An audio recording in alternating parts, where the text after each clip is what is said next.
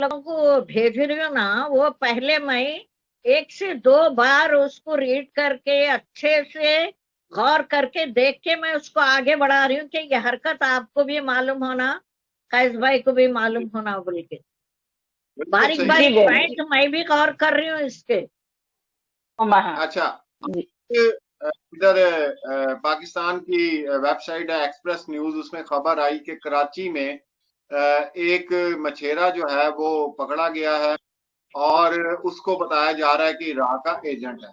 अब जिस बंदे ने मुझे ये खबर दी तो उसको मैंने मुस्कुरा के जवाब दिया, मैं कहा भाई आप हिस्ट्री में देख लें, पाकिस्तान में कोई पकड़ा जाए या हिंदुस्तान में कोई पाकिस्तानी भाई पकड़ा जाए तो सबसे पहले यही इल्जाम लगता है कि ये एजेंट। अब जैसे कि बराबर। सीमा थी, सीमा घुसी तो सबसे पहले उसके ऊपर आईएसआई की एजेंट बना दिया।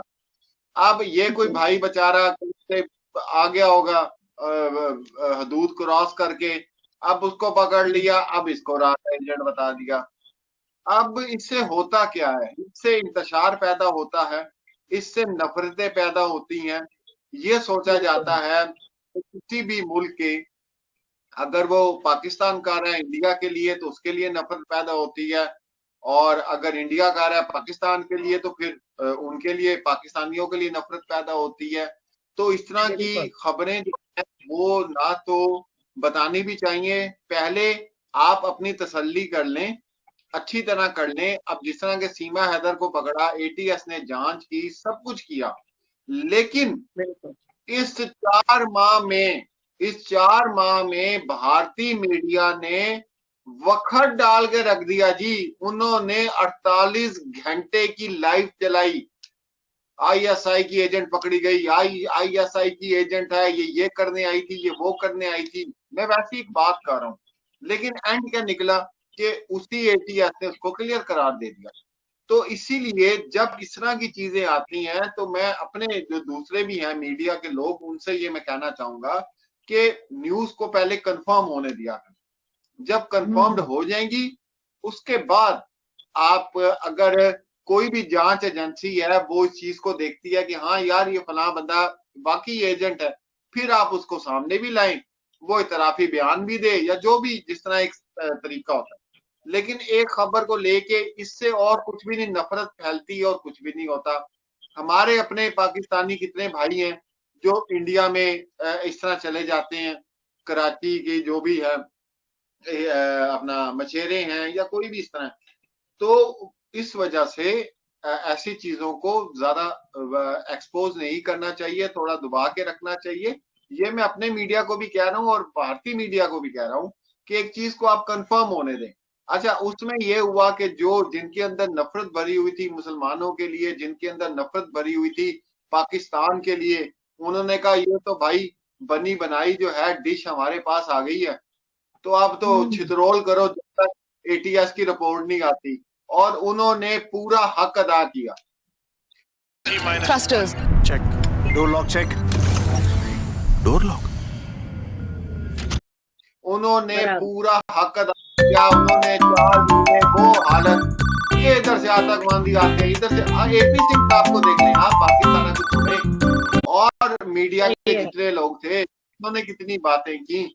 फिर एंड क्या हुआ कि भाई वो एजेंट नहीं है, लेकिन अपना मसाला पूरा हो गया।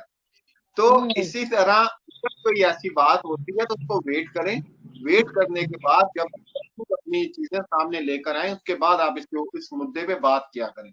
ये मैंने उसको मैसेज किया।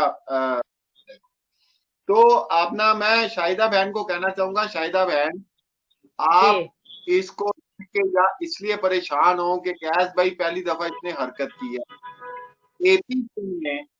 एपी सिंह ने हर कार्ड जो है इससे खिलवाया है कि किसी ना किसी तरीके से पाकिस्तान में बैठे हुए जो भाई लोग हैं हमारे, उनको गुस्सा चढ़ जाए, या हिंदुस्तान में बैठे हुए जो लोग हैं आपस में उनकी लड़ाइयां हो जाएं, मुसलमान हिंदू फसाद हो जाए। पाकिस्तान इसने कोई चांस ही नहीं छोड़ा। अब आप खुद बताएं, नाउज बिल्ला बहन, कि जो औरत खाना काबा तक पहुंच सकती है उस औरत की ज़िंदगी क्या होगी। आप खुद बताएं। तो बराबर वो बराबर। ये जान, और वो अपने मुंह से कहती है मुझे पाकिस्तानियों को मेरे से थोड़ी कुछ लेना है। उन्हें तकलीफ इस बात की है कि भाई तू मुसलमान से हिंदू हो गई। अरे भाई, ये किस बात की तकलीफ है? वो क्या, फसाद, किसी ना किसी तरीके से फसाद खड़ा हो। तो आप भी हाँ अगर इस वो तरह की है चीजें सर, देख, जी, वो जान के वही है। दिखाती है कि लोग। जी, ये लोग सरिता बहन क्या कह रहे थे? बोलने बोलने लगा रहे हैं, तो भी इन्हें तो सोचना ना, मगर वो लोग दो बोले तो इन्हें चार बोल के सुना दे रही है, और वो है मसला। ये खाली जो है एक तमाशा है, और कुछ भी नहीं है ये। मैं तो वही समझती हूँ कि ये एक तो एपी सिंह और सचिन मिलके जो है हमारे सनातन धर्म का जो है मजाक उड़ा दिए। और करो, बिल्कुल या अब तक का हिंदुस्तान में ऐसे हरकत हुए ही नहीं थे। बिल्कुल सही है गलत है सरिता, बोलिए आप। जो अब की जी जी बार बिल्कुल। सीमा को लेके जो हुआ है, ये बहुत अलग, उसमें अलग वे चले आ रहा है ये मसला। इसके ऊपर ये सुनने के बाद कंसंट्रेशन बिगड़ा एकदम। कुछ भी मुंह से निकल जाना, गाली दे देना, बुरे अल्फाज निकलना, मगर फिर भी कंट्रोल कर ले के खामोशी अख्तियार कर रहे हैं। और क्या करना है बोलो। नहीं, और जो खामोशी नहीं बोलूंगी मैं मैम, इसको इसको मैं ये बोलूंगी कि एपी सिंह जी ने इस बार, पता क्या है, इस बार उन्होंने ऐसी ऐसी चाल चली कि वो हमें भी तकलीफ दे रहे हैं और पाकिस्तान को भी तकलीफ दे रहे हैं, दोनों हाँ मुल्कों को तकलीफ बिल्कुल दे रहे हैं सीमा के बिल्कुल जरिए। अब वो क्या बिल्कुल। करते हैं, वो उसको मतलब उसको सिखा देते हैं कि ये बोलना है, लेकिन उसको हाँ बाद में ये भी बोल देते हैं कि कवर कर लेना इसको कि मैंने पाकिस्तान के लिए बोला है, जबकि वो गाली हिंदुस्तान को भी देती है, जबकि वो बिल्कुल। हिंदुस्तान को भी बुरी तरह कोसती है। तो यहाँ पे बिल्कुल भी मैं, यहाँ पे मैं उनको, एपी सिंह जी को तो बिल्कुल भी, मैं एपी सिंह जी को तो मैं इस केस में देखती भी नहीं हूँ मैम। मैं आज ही नहीं बोल रही हूँ, मैं पहले से बोल रही हूँ, मैं दो एपी सिंह कार्ड जी को मैं खेल इस रहे केस हो में तो देखती दो ही नहीं कार्ड हूँ। खेल रहे, एक पत्ते से शो नहीं उनको कर रहे खेल का, दो कार्ड से उनको शो जो कर कार्ड रहे खेल हो। उनको जो कार्ड खेलना है वो कार्ड खेलते रहे, उनके कार्ड कहीं नहीं चलने वाले। तुरुप का लास्ट इक्का जो है में वो बहुत मोमिन गलत मलिक होने साहब वाला के है। हाथ में ही है। बिल्कुल, जो मैं कह रही हूँ, तुरुप का इक्का जो है वो मोमिन मलिक साहब के हाथ में ही है, क्योंकि हैदर बिल्कुल भाई के आने की देर है।